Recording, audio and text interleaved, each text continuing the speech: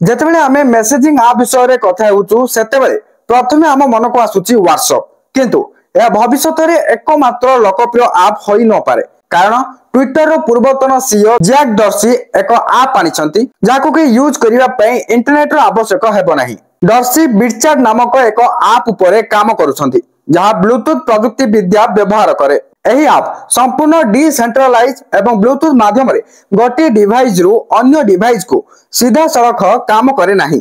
विशेष कथा हेउची एहाकू इंटरनेट सर्वर मोबाइल नंबर किंबा ईमेल आईडी आवश्यक नाही। ब्लूटूथ सीमित परिसर हेतु एपरी आप साधारणतः प्राय 100 मीटर दूरता पर्यंत काम करे। तेणु जेतेबेले आपण एक जनगहलीपूर्ण स्थान रे आपनक बंधु माननकू खोजुचंती एवं मोबाइल नेटवर्क ठीक भाबरे काम करू नाही सेतेबेले एहा अधिक उपयोगी हेबो।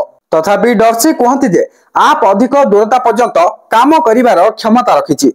ए आप पाखरे थिबा अन्य लोकंक डिवाइस माध्यम रे वार्ता को फॉरवर्ड करि थाए। आ गोटे भलो कथा ऑनलाइन नथिले मध्य मेसेज करि हबो।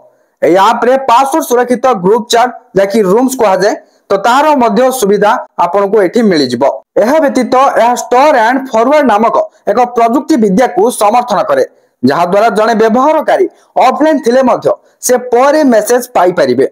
आगामी अपडेट रे वाईफाई डायरेक्ट फीचर मध्य जोडा जिवो बोली कहा जायछि जहा आप रो गति एवं परिसर को आहुरी उन्नत करिवो। यह व्यतीत लोकंक दृष्टि आकर्षण करुथुबा आउ एक जिनिस हेउची जे मेटार व्हाट्सएप एवं मेसेंजर भली मेसेजिंग ऐप बड़ टेक कंपनी गुडी को द्वारा तयारी करा जायछि एवं सेमाने व्यवहारकारी व्यक्तिगत तथ्य व्यवहार करंती। अन्य पक्षरे बिटचैट संपूर्ण भाबरे पीयर टू पीयर अर्थात डिवाइस टू डिवाइस पर्यंत काम करे।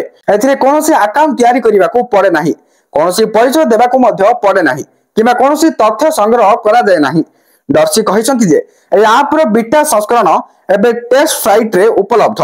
तो वीडियोटी किछि इन्फॉर्मेटिव थिला नियतबे लाइक कर देबे, शेयर करी समस्त को ए विषय रे जानि दियंतु एवं आगु को जाबे किछि ए टाइप रो नवा अपडेट आसुची जानिबा पई चैनल सहित जोड़ी रहिबे। ताहि तो टेलीग्राम चैनल रे जॉइन करंतु, व्हाट्सएप चैनल रे फॉलो करंतु, सेहि सब रो लिंक आपन को डिस्क्रिप्शन रे मिल जिवो, चेक आउट करनियंतु। Thank you for watching.